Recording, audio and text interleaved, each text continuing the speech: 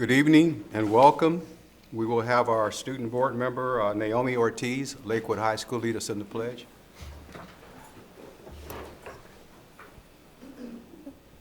Put your right hand over your heart. Ready, begin. I pledge allegiance to the flag of the United States of America and to the republic for which it stands, one nation, under God, indivisible, with liberty and justice for all. Thank you. You may be seated. Thank you, Naomi.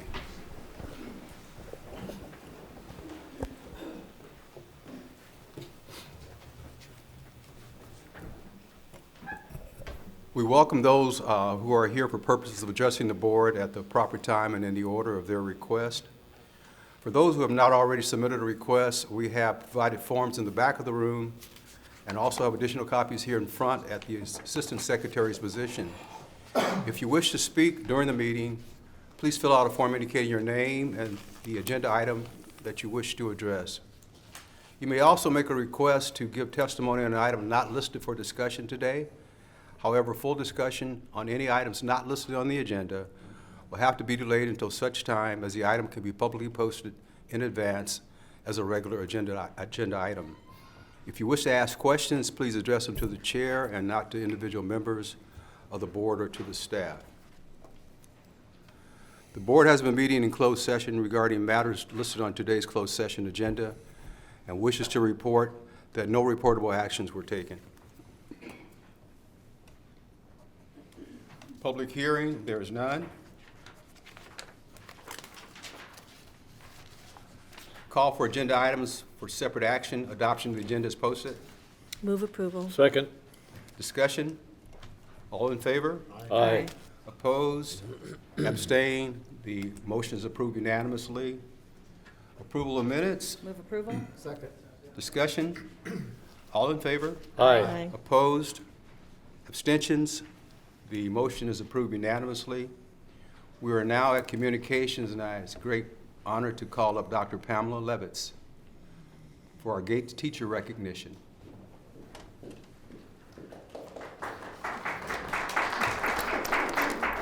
Hello, good evening, President Williams, board members, executive staff, district colleagues, and community.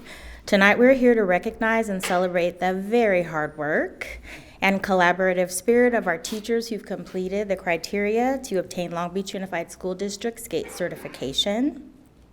The LBUSD GATE certificate is aligned to the California Department of Education's recommended standards for programs for gifted students, which emphasizes differentiation for advanced learners through depth, complexity, acceleration, novelty, along with social and emotional supports. To develop proficiency in these areas and obtain GATE certification, these teachers have participated in 45 hours of professional development focused on meeting the academic and affective needs of advanced students. They've participated in a cohort experience where they've actually met with lead master teachers from our GATE program from across the district so they could learn how they have implemented our strategies in their classroom for their diverse learner populations. And lastly, what you see in front of you, they had to develop a series of lessons that highlight their ability to apply what they've actually learned to differentiate the grade level content.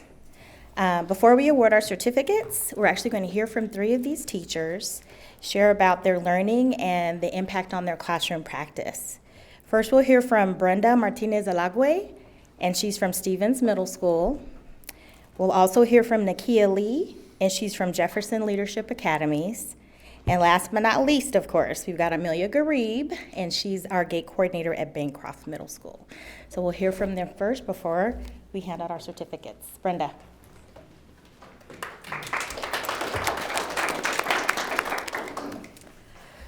Good evening. The GATE certification process has been a great learning experience. It has taught us to differentiate our instruction for the students in our classroom who understand the concepts being taught quickly and easily. For these students, we are now able to dig deeper into the content with the depth and complexity prompts and questions. With the depth and complexity questioning, we are able to put a spotlight on the universal concepts and big ideas that we want our students to glean from their learning. Furthermore, we are able to expand the learning beyond the classroom into the real world as we apply these universal concepts and big ideas that we explore into the realms of dance, conservation, fitness, and interpersonal knowledge, to name just a few intelligence modalities. As GATE certified teachers, we are introducing our students to works of art, music, and the ideas of philosophers and historians to which our students may not regularly be exposed. And finally, our learning is a continuous process as we continue to take GATE classes through the district and we continue to empower our students with metacognition. As we teach them the steps of our GATE lessons, we will also be teaching them the scholarly skill of learning how to learn. Thank you.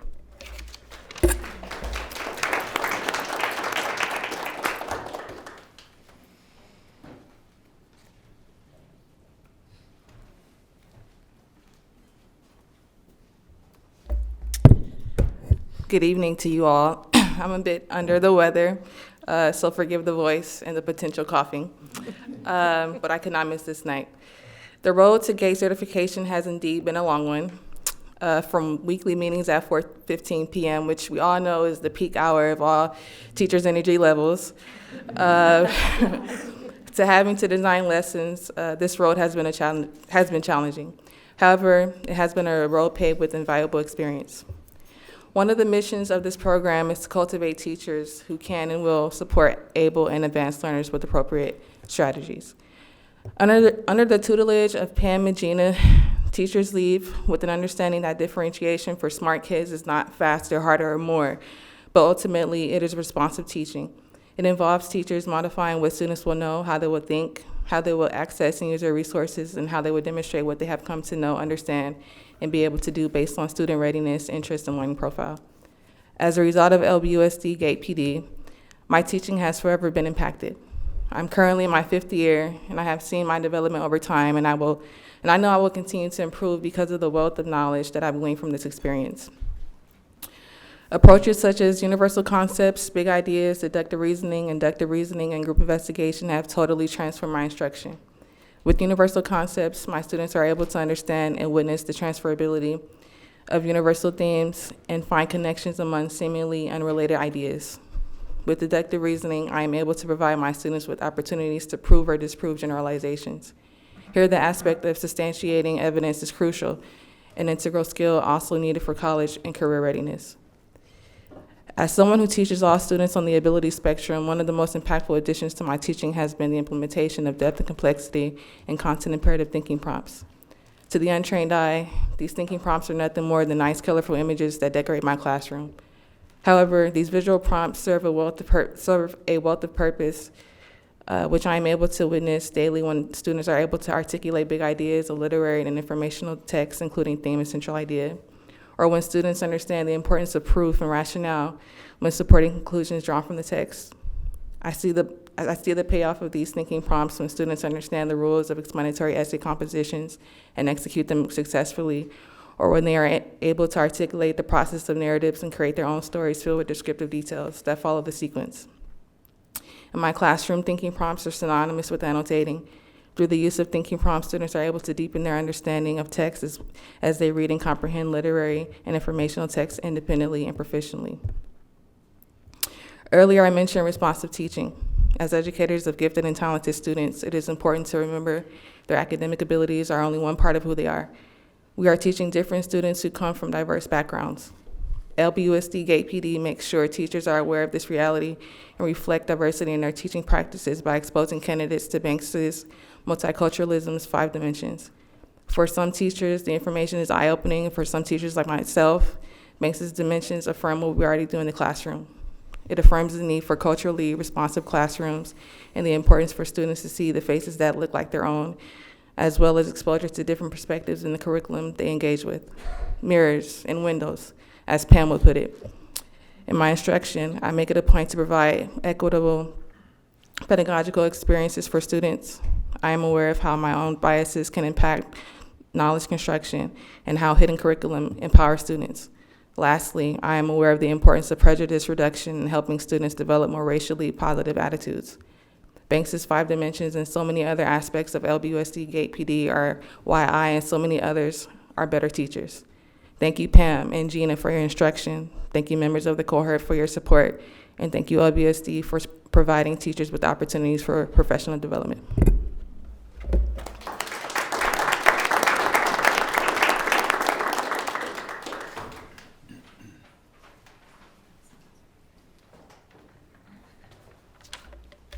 Hey, good evening, members of our school board, our district leaders, our esteemed colleagues, and our community guest members. I am very proud to be accepting this certification tonight. I've been teaching in Long Beach for 19 years, and there's been a few things that have changed since I first got that set of room keys. The kids have changed a little, the technology has changed a lot, and many of the teaching approaches once considered our best practices have been replaced by even better practices.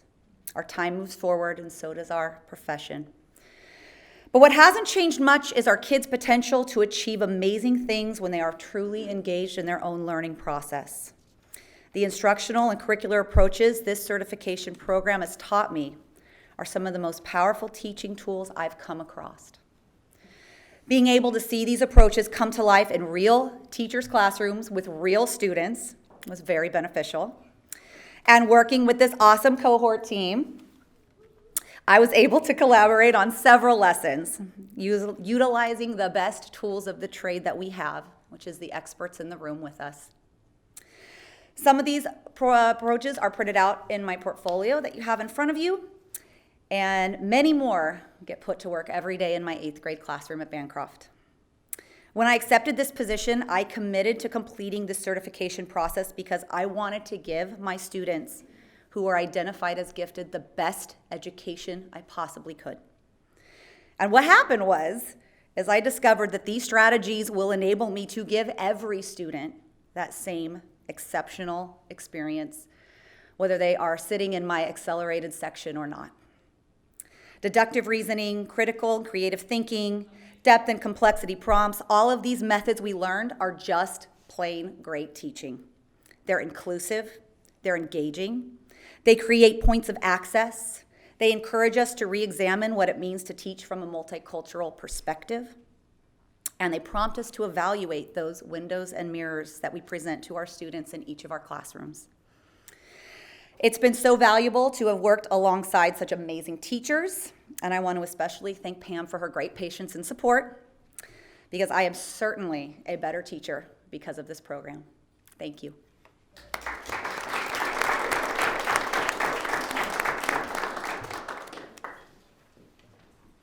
As you can tell from a few of the personalities, we had a lot of fun together from 4:15 to 6:15 through the week. Thank you so much, Amelia, Nakia, and Brenda. It is such an honor to work with teachers who are so open, reflective in their practice, and just so willing to give to each other. So that's why I think this model works with not just coming to PD, but meeting together to really develop these lessons and refine these lessons. We work better together. So without further ado, we're going to go ahead and award them their certificates.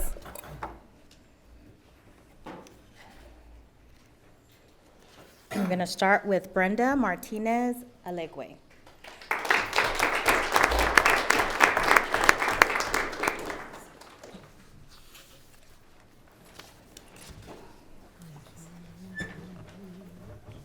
Nakia Brianna Lee.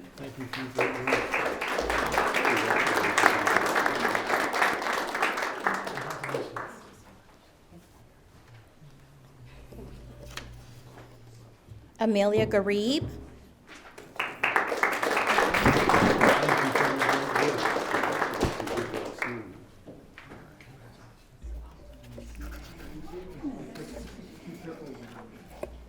Dr. Deborah Bober.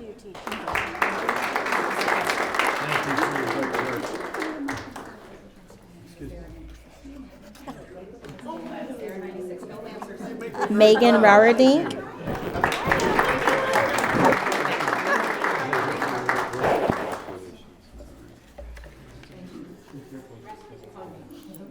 Daniel Dunbar.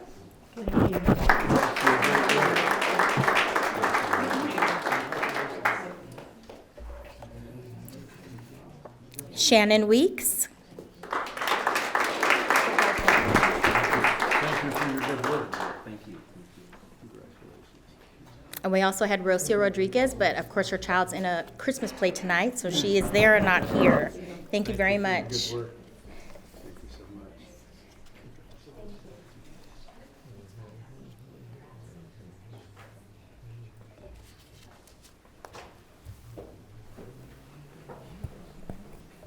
So again, I just wanted to recognize we couldn't provide this opportunity without the support of our lead gate teachers from across the district who open up their classrooms.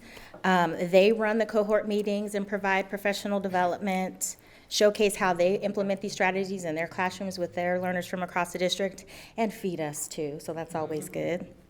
They provided resources to these teachers, sample lessons, and a few of them also made themselves available throughout the year for folks who needed to revisit and just ask questions. So I wanted to thank those GATE cohort leads from last year, and they're Julianne Helsley, third grade GATE at Willard, Tiffany Martin, seventh grade GATE, ELA at Jefferson, Melissa Ham, third grade GATE at Cubberley, Dr. Heather Mills, fifth grade GATE, also at Cubberley, Carolyn Moscato, seventh grade ELA GATE at Cubberley, Linda Patton, first grade PALS at Prisk, Jolene Fournier Arredondo, second grade PALS at Prisk, and also for science support, Gerlin Montiel, OCIP induction coach. I'd also like to thank just all of my colleagues in OCIPD because as you can see, we're working with teachers who work at different grade levels and also across subjects, so their doors are always open to us when we need assistance and support. Thank you so much and have a wonderful evening.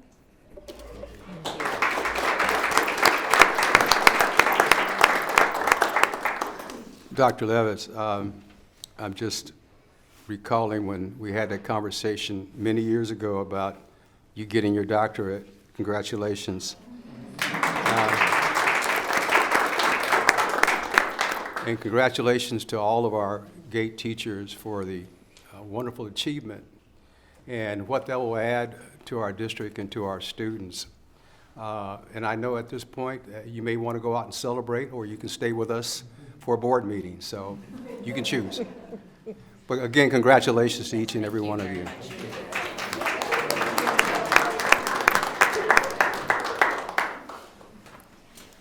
Okay, our independent audit report, Yumi?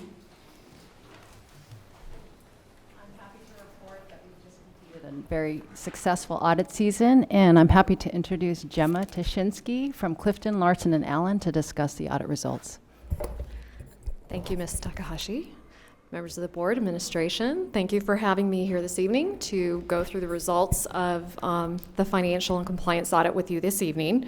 We were engaged to perform the 2018-19 audits of the district's financial statements, compliance, as well as performance audit of Measure K and Measure E, so I'll be talking about those this evening. The audit, the performance or the bond audits will also be presented to the COC tomorrow evening at their meeting. So the audit process begins, it's a year-long process. It begins at the beginning of the year, and it starts off with an audit conference with management and with your audit committee, your subcommittee, and so we appreciate those individuals for meeting with us. And so we always want to make sure that we set our scope and expectations and maintain our independence throughout the process. At the conclusion of the audit, we also meet with, of course, management. We're working with management throughout the whole process, but also with your subcommittee. We met earlier today with your subcommittee. And just to clarify, our responsibilities. So our responsibilities to show our opinion, and then management is responsible for the fair presentation of the financial statements, and we work very closely with them in order to produce the report that you have this evening. So in terms of providing our opinion, we look at evidence, we look at internal controls, we look at risk assessment, we look at transactions, and that's what allows us to issue our opinion. Also, we do a test of compliance. So the state provides a guide each year of compliance areas that we need to look at. The primary one, of course, is attendance. So we spend quite a bit of time there. And then also for your federal funding, we do look at federal programs. Those are on a rotational basis. And so every year we look at different programs. So we've issued an unmodified opinion on your financial statements. That's the best opinion we can render. It means a reader of the financial statements can rely on the information in making decisions. So that is always a wonderful thing. We love to be able to do that. There were no significant changes to accounting standards this year, so the reporting was very similar to the prior year. Nothing new to report in that regard. When you do look at the financial statements, you'll see significant liabilities related to pension and to other post-employment benefits. A couple of years ago, those liabilities started to be measured and reported on the full financial statements, the government-wide financial statements. And so we are looking at that, making sure that assumptions are appropriate. We rely on the actuarial valuations from STRS and PERS and from your OPEB actuary in order to derive, to ensure those numbers are accurately reported.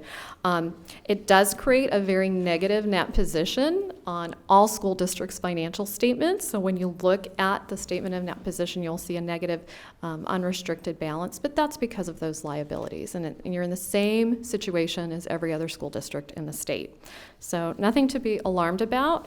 What's important, of course, is making sure that you're meeting your reserve requirements, and we do look at that, and you guys have very healthy reserves.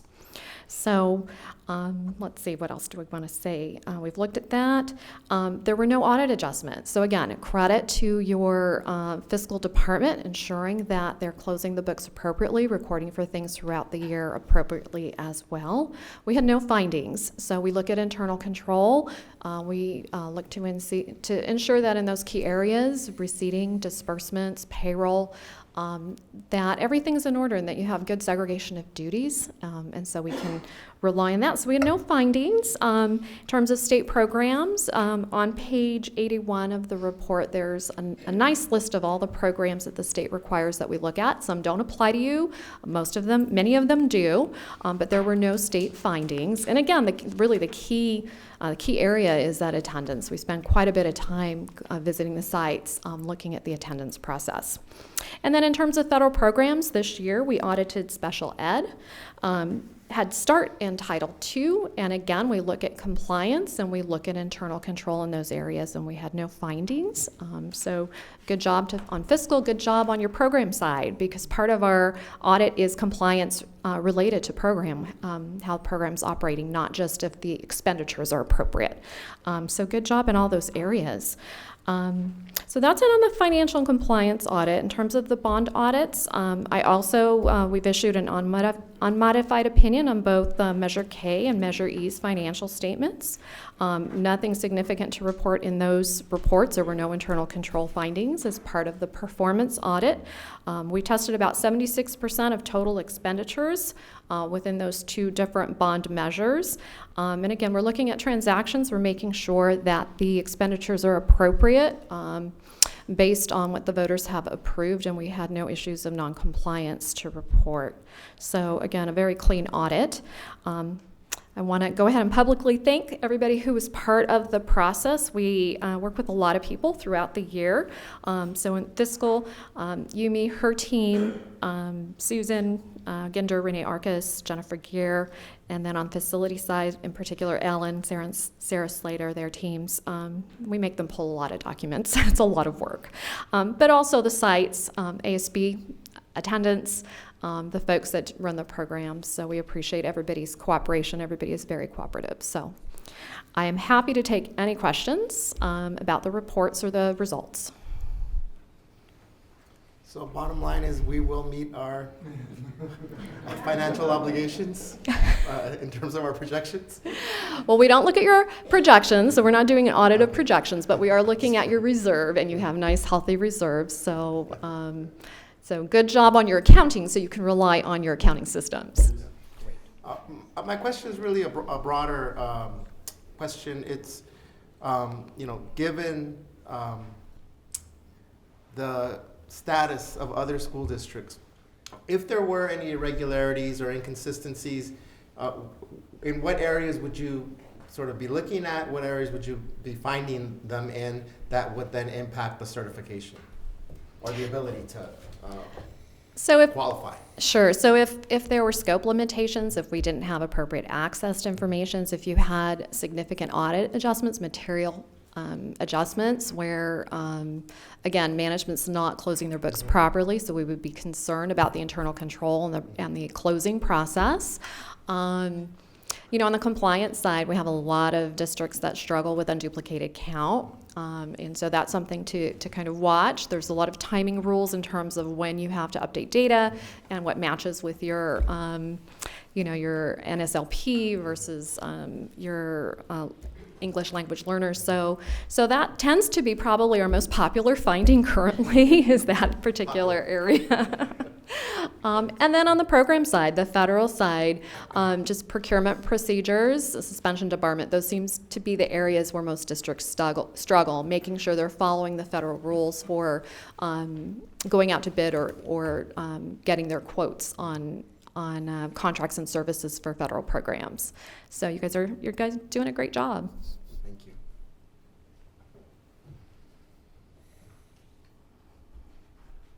Okay. Okay. Any other questions? Okay. All right. Well, thank you. Thank you again. Enjoy your evening. Public testimony. Public testimony. Okay. Number 19. Okay. I have no public testimony on items listed on the agenda. I have no request. Okay. Staff report, there's none. Public testimony on items not listed on the agenda, I have no request. Move right into business items. Personnel, Mr. Meyer. Thank you, Dr. Williams. I present the following proposed actions prepared by the Assistant Superintendent of Human Resource Services, approved and recommended by the Superintendent. Appointment 78, leaves of absence 7, abandonment of position 2, resignations 5, retirements 3, amendments 1, rescissions 1. Certificated personnel appointments 21, in-service changes 9, retirements 2, amendments 1, and I move approval. Move to approve. Second. All in favor? Aye. I'm sorry. Discussion. All in favor? Aye. Opposed? Abstentions? The motion is approved unanimously. Board authorizations? Move approval. Second. Discussion? All in favor? Aye. Opposed? Abstentions? The motion is approved unanimously. Coaching assignments? Move approval. Second. Discussion?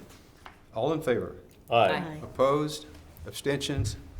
The motion is approved unanimously. Instruction? Move to approve. Second. Discussion? All in favor? Aye. Opposed?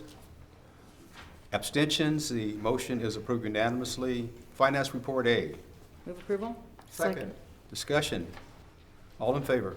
Aye. Opposed? Abstentions? The motion is approved unanimously. Finance Report B. Move approval. Second. Discussion? Yes, Mr. Chair, I recuse myself from Finance Report B. I have a potential financial interest for Government Code 1091 and 87100. My husband works for a company that has done work for the payees.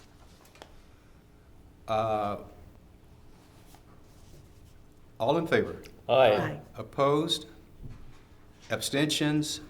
The motion is approved 4-0 with one abstention. Okay. Business Department report. Move approval. Second. Discussion? All in favor? Aye. Opposed? Abstentions? The motion is approved unanimously. Purchasing and contract report. Move approval. Second. Discussion? Yeah, I just wanted to point out number 2 on that report. It is the second part of our contract with the Long Beach Fire Department Junior Lifeguard Summer Program. So we're going to be continuing that program that was successful last year and hopefully even more robust this year. Thank you so much. Further discussion? All in favor? Aye. Opposed? Abstentions? The motion is approved unanimously. Other items, superintendent's items? None, okay. Unfinished business, there is none. New business, reappointment of Personnel Commissioner. Ken?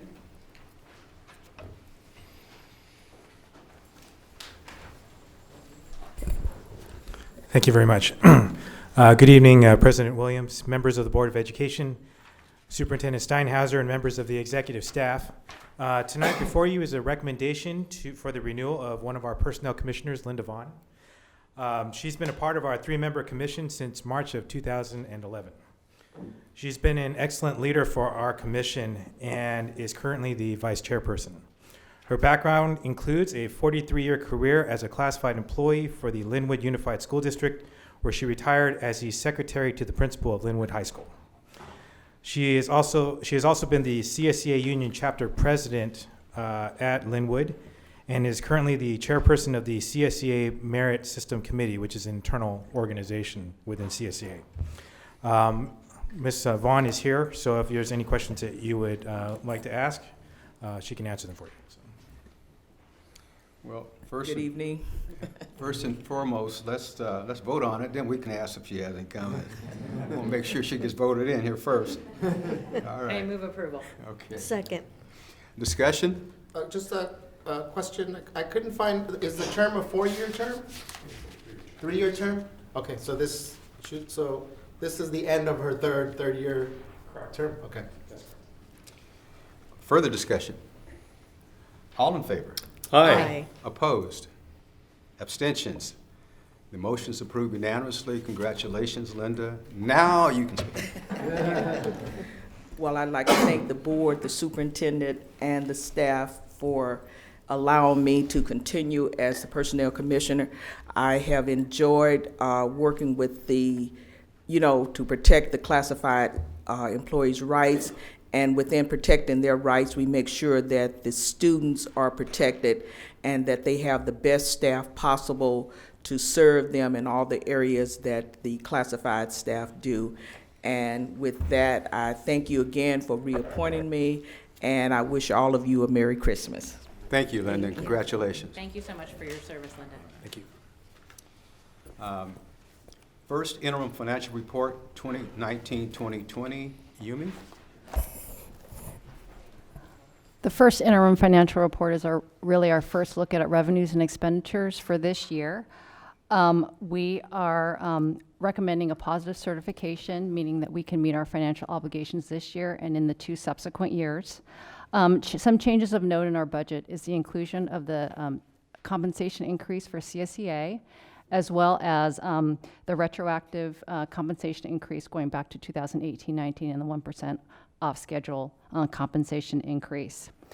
We've also included a reduction in the supplemental and concentration grants resulting from a reduction in the unduplicated count percentage from 70% to 67.2. We hope this is a one-time occurrence, and next year we'll redouble our efforts in terms of identifying all eligible students, because this funding supports the programs in our LCAP.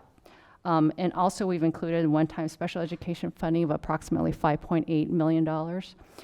This all nets to a reduction in our projected ending balance of $7 million from $241 million to $234 million, which we still consider to be extremely healthy ending balance. And in looking at our out years, of significance is a reduction in the projected cost of living adjustment from 3% to 1.79%.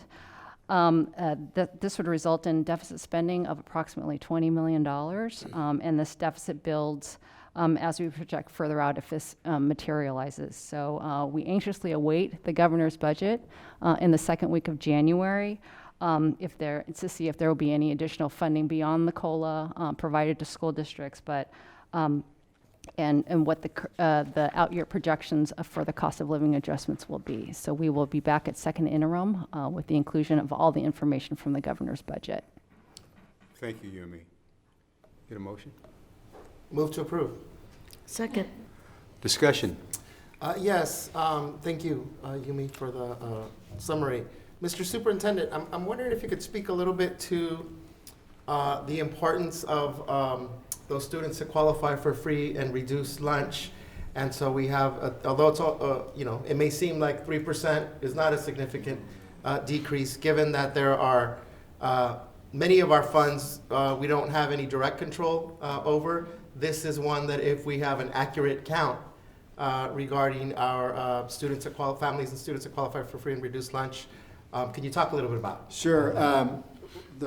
And you heard our auditor talk about that many districts have findings in that count because it's a pretty complicated count. So any student that qualifies for free and reduced lunch is also included into what's called the local control funding formula. We get extra resources for students, and then you get supplemental and concentration funds for the number of students who are above 55%. So in our district, that was 15% of our student population. That equates to millions and millions of dollars. So when you lose 2.8%, you're talking probably between 10 and $20 million, depending on the number of students. And the issue is huge because students are qualified in many ways. Well, there's a program called DCERT, which means the county certifies those students who are on welfare, food stamps, and so on. So this year, we had our largest decrease in the number of students who were automatically qualified by the County of LA. It was actually larger than our decrease in our overall enrollment decline. And you're not allowed to argue those numbers. So if you have an increase or a decrease. So as Yumi has stated, we're going to put a full press on doing what's called alternate certification, because you're allowed to do that, and we have done that and done it well. But we do know that there's massive changing of demographics in our system. So for example, if you look in the downtown area with the massive rebuild of downtown, we're losing huge numbers of students because new developments are going up. They're very expensive. The cost of living in our community is skyrocketing. Just on my own personal street, a house went up for rent $3,200 for a 3-bedroom home. This house is not a fancy house by any means. And so that's a lot of money for a family to have to pay.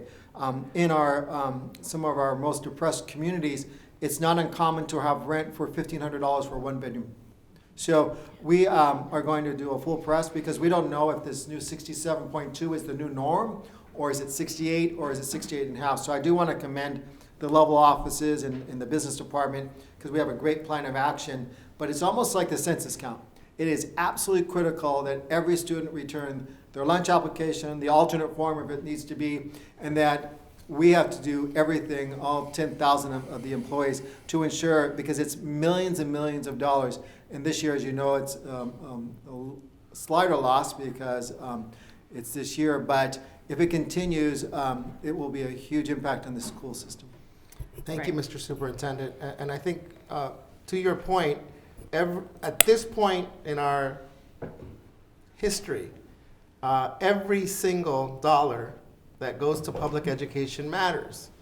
And this example is, again, feeding our children here. So there's no ands, ifs, or buts. If we want to talk about policies or what have you, this is to assure that we have an accurate count so that we can feed, just a primary responsibility, our students in the district. So I thank you for elaborating on that. I think the point, and to take that a step farther, is it when we have community meetings and parent meetings over and over again asking parents what to do with our LCAP and what to do with our local control funding, this is those dollars. So that reduction comes from those programs that our community members and our families and our parents talk about wanting to continue or add new. And so as those numbers decline and those dollars decline, the ability to continue or add program goes away in some cases. So that's why, that's kind of the on-the-ground rubber hits the road of why these numbers matter. And that's absolutely correct. So this year, based on our decline, we will still be soliciting input from our parents, just like we do every single year, and keeping a long list, a wish list, because things change over the year from year to year. But I'm going to be really honest with you, we will not be adding any new positions, because our hope and prayer is that we get to keep everything that we have so far, because if we were to add anything, we'd have to redirect, because based on the numbers that we have right now, there aren't going to be any new resources available to add new programs. Now, having said that, we will continue to solicit because, for example, let's say that the numbers come in at 68.5.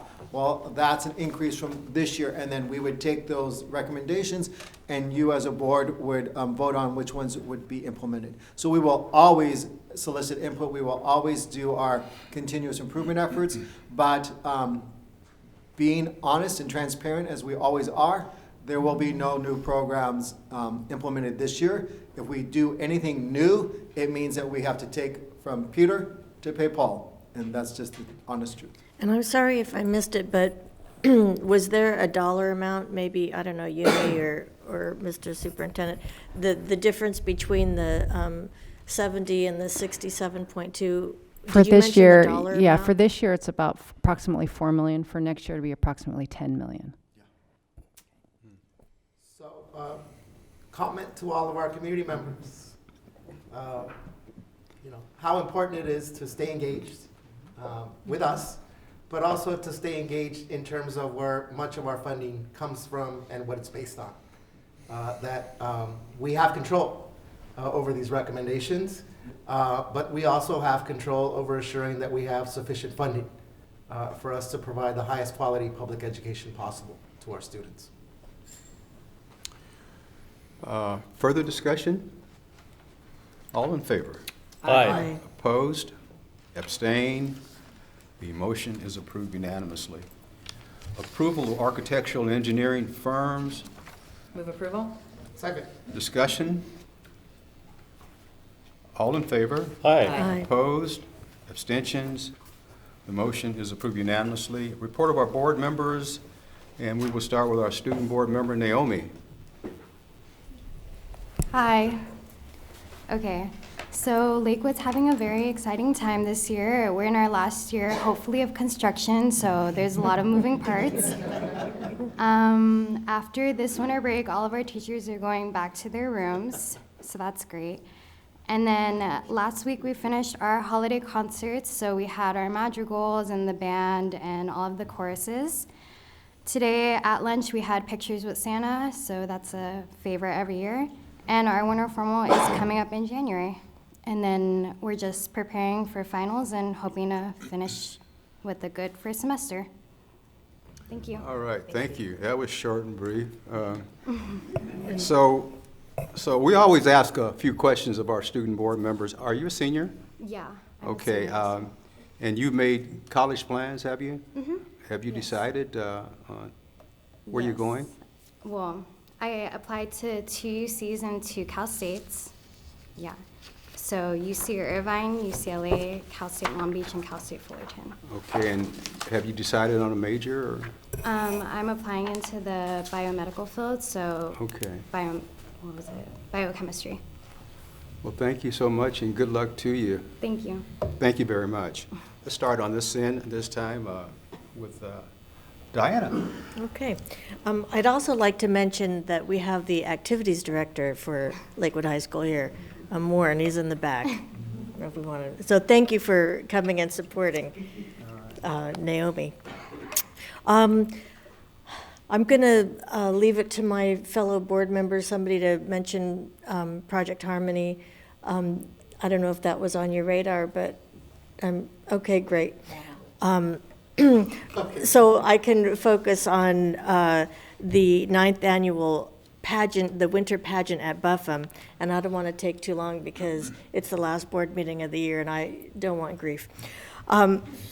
So this morning I attended the pageant at Buffum with our little TLC cuties and our Head Start kiddos, and there were songs being performed, everything from My Little Dreidel to Jingle Hands, and yes, I said Jingle Hands.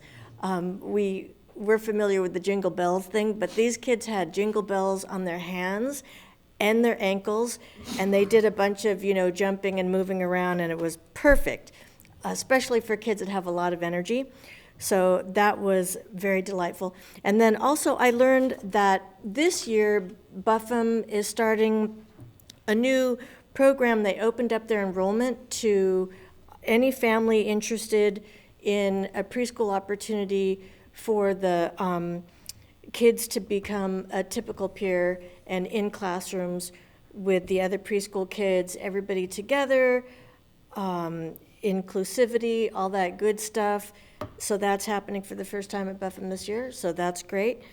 And then I just want to finish my report by saying thank you to all of our wonderful staff and everybody for their presentations. Yesterday we had a workshop here, and there was enough good news going around to last us a while, but don't rest on your laurels. We still expect more. And then just, a big thank you to everybody and everything that's going on. We heard from a few teachers today, and there are so many people that are dedicated to our kids, dedicated to what they do, and I just want to express my appreciation and happy holidays, Merry Christmas to everybody. Thank you, Diane. Mr. Meyer. I'll defer my report, but I would like to wish a happy holiday to our staff, to our greater educational community for what a great first half of the school year. Thank you, everyone. Thank you, John. Dr. Benitez. Yes, concur. Happy holidays to everyone. Have a safe and blessed holiday season to all. Just 2 items to report on. One, board member Craig had alluded to. We had a wonderful Harmony Project Gala last Wednesday. At the core, empowering students and families through music. What can I say? Bigger, better, greater. The Pacific Room at the Long Beach Arena was beautiful, but what made it beautiful were the students and families, right, that are empowered through our music program. So just kudos to all the staff, teachers, volunteers, community members that make this project and event possible. And I was just very fortunate to be at my second Harmony Project Gala as a school board member. And my second item, I just lost my train of thought. That's why I write everything down. Yeah. Ethnic Studies celebration. That's 50th anniversary of Ethnic Studies in California. And our Ethnic Studies initiative took part 2 Saturdays ago at an all high school student conference at Cal State Long Beach. I'm proud to say that 250 of our LBUSD students are taking currently ethnic studies courses for college credit.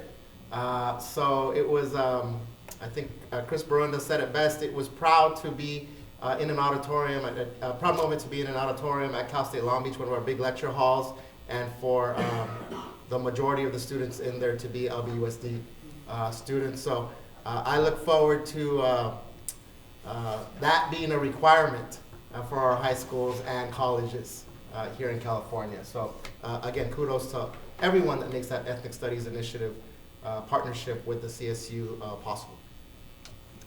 Thank you, Dr. Benitez. Mrs. Kerr. Yes. Just a couple of quick things. I want to thank Cindy Young and for organizing as a viewing of Won't You Be My Neighbor, the Mr. Rogers movie, for our CDC staff and partners.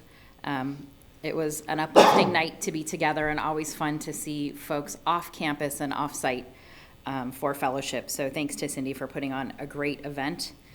I just want to thank our students. If you're on any of the social media platforms, and you follow the Proud to Be LBUSD hashtag, you'll see that our students from several schools, many schools, most of our schools, almost all of our schools, have participated in some community engagement activity around generosity and giving to others, and giving to each other as peers at their school, whether it's with supplies or toys from the hackathon that happened for our special education students. I know they're delivering toys this week. It's really uplifting, again, to see the work that our kids are doing for each other and for the community. And great news today for 3 of our schools. I thought you were going to forget. I write them down. I've learned after this much time, if I don't write them down, I will lose them. That we have 3 California Distinguished Schools. So congratulations to Lafayette, Twain, and Alvarado schools today for their honor as California Distinguished Schools. Thank you so much. Just a few items. We participated in the Long Beach Call mock interviews at PolyPal, and great experience to work with the students. And Ruth Ashley was there, as well as a number of the Leadership Long Beach alumni to interview the kids. And they were very excited about the opportunity to come in and engage in mock interviews to develop those skills for the real interview process. So it was a very, very fun time for us to be sitting with those kids. Last night, we had a chance to meet with the Isabel Patterson Scholarship recipients at a reception at the home of Dr. Conley, president of Cal State Long Beach. Chris was there, Brent, David, Steve, but we did have a chance to hear from the kids and get a chance to get a sense of what this program is trying to do. And in terms of a little background, how we got there is efforts to try to recruit individuals who we felt were needed in certain grade levels, and our staff did a very, very good job of going out and moving and through a number of the school districts nationally, trying to find students with the backgrounds that we were underrepresented in this district, and they weren't there. And as we look at some of the research and information about the decline in the number of African American males who are going into teaching, is at one point in the history of this nation, that was one of the few areas that they can get into economically with upward mobility. And as other opportunities have opened up that pay more, the students have branched off in some of these other areas. So even with some of the historically black colleges, we're not seeing a lot of kids who are migrating into teacher education programs. Hence the reason why we have the partnership with Cal State Long Beach to grow our own. And this 7 that that have come through the program thus far represent that initial cohort of students that we are developing as a partnership with Cal State University, Long Beach. Yesterday, I mentioned Principal for a Day and why that program has done so much for this district. I want to just come back to that for a minute. And in an article that I penned for the School News, this is what I wrote, that the list of business partners extend to individuals who volunteer as readers, playground monitors, and classroom aides, such as VIPs, or volunteers in public schools, to businesses, individuals, and nonprofits. Also provide support to the district through personnel, funding, and in-kind contributions. Personnel often provide classroom support by adding technical expertise in science, engineering, robotics, and other cutting-edge subject areas. The partners that are cultivated also become public relations active advocates for the district, whose value cannot be underestimated. So again, there is a real underlying value in that program that brings so much to the district for so little in return. So I'd love to see that program come back online. That's my presentation. Mr. Superintendent. Yes, Mr. President, members of the board, I have 3 items I'd like to share tonight.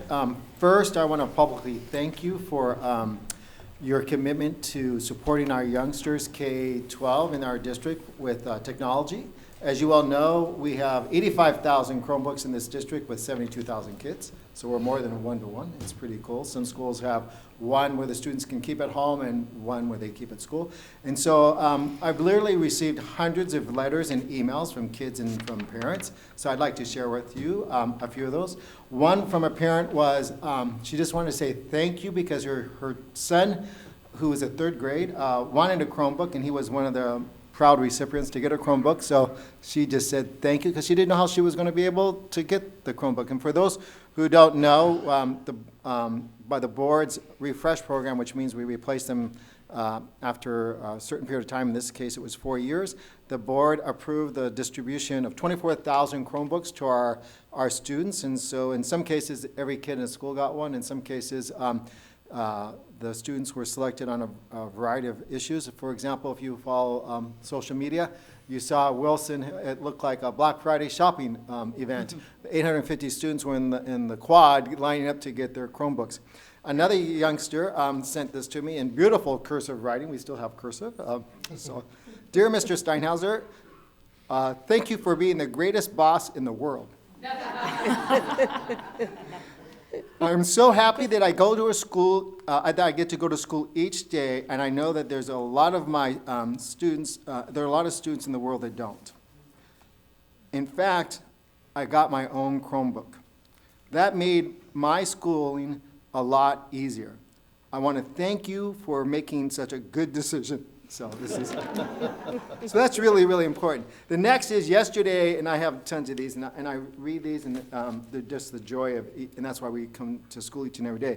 The next time, Blake's going to show a video, and we heard about this yesterday with the Long Beach Preparatory Program. So I want to show this video because this was put together this year as one of our recruitment tools for our program. So Blake, you can go ahead.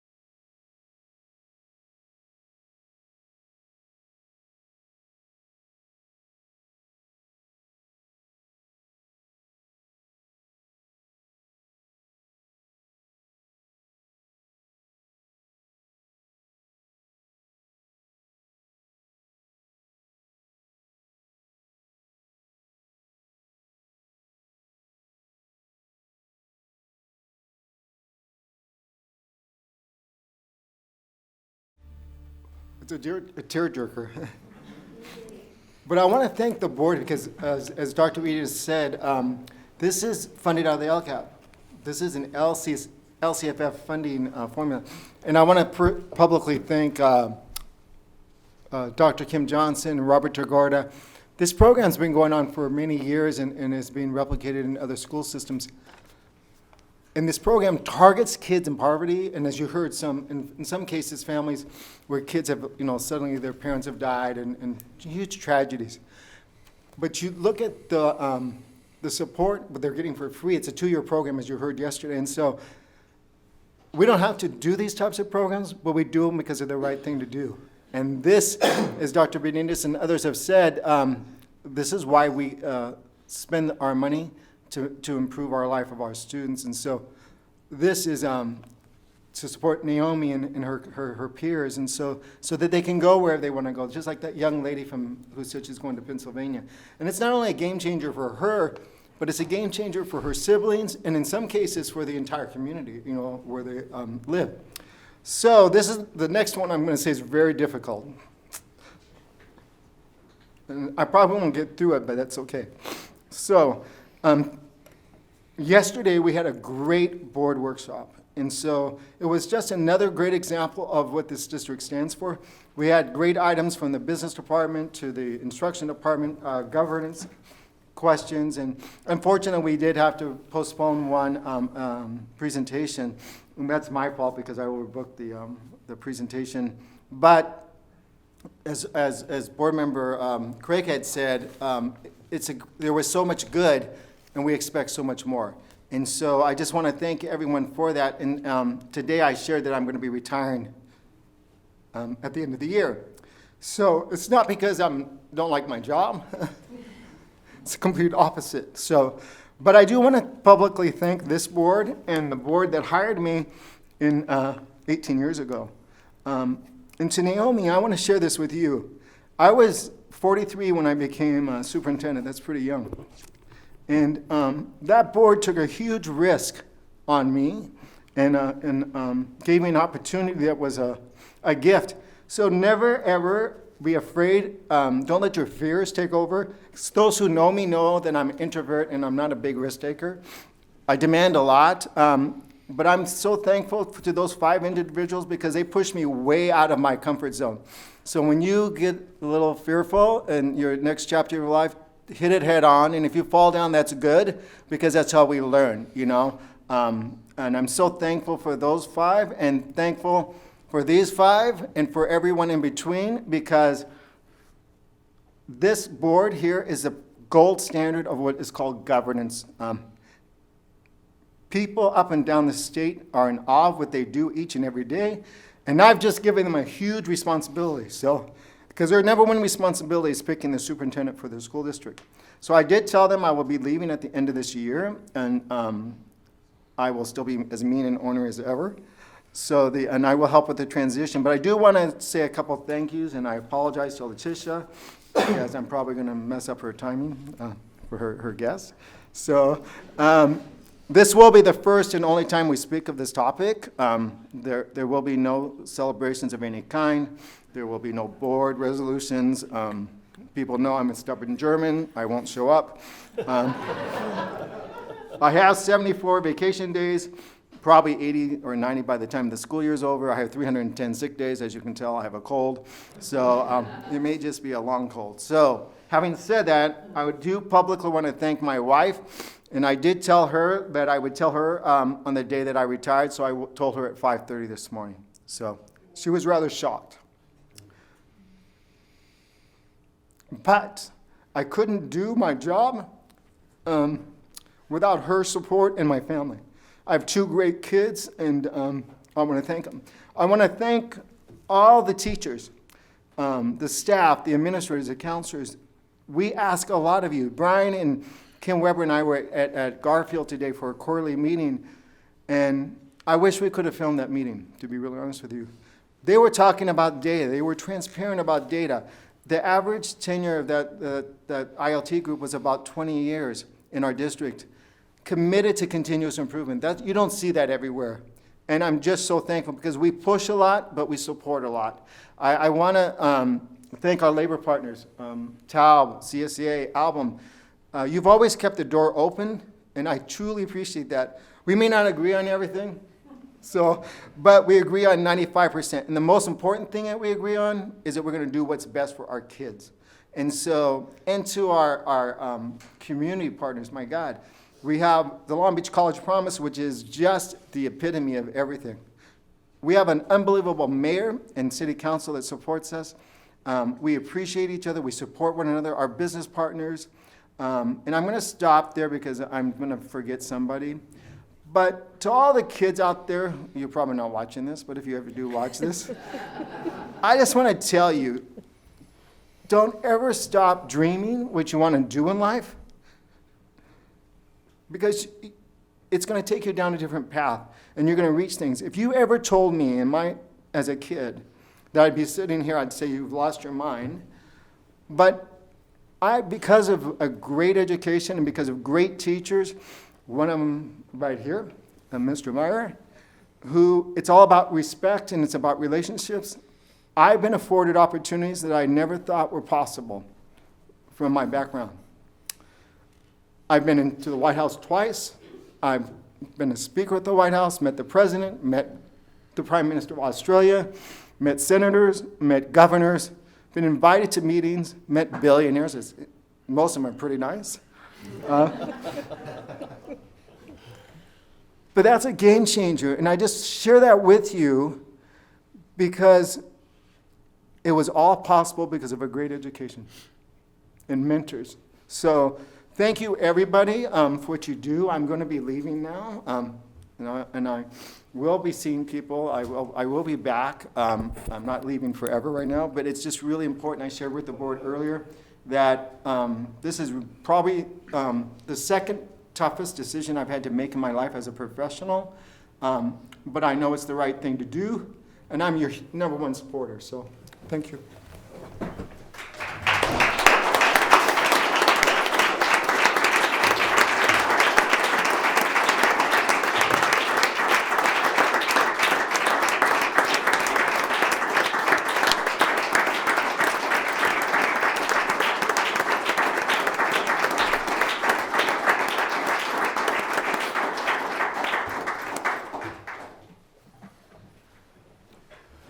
We are now at announcements.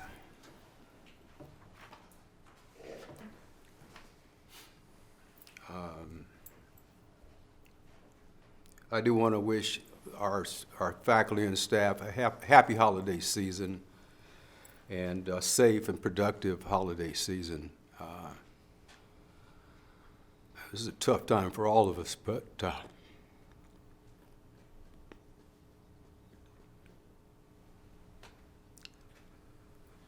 I have a motion for adjournment. So moved. We are adjourned.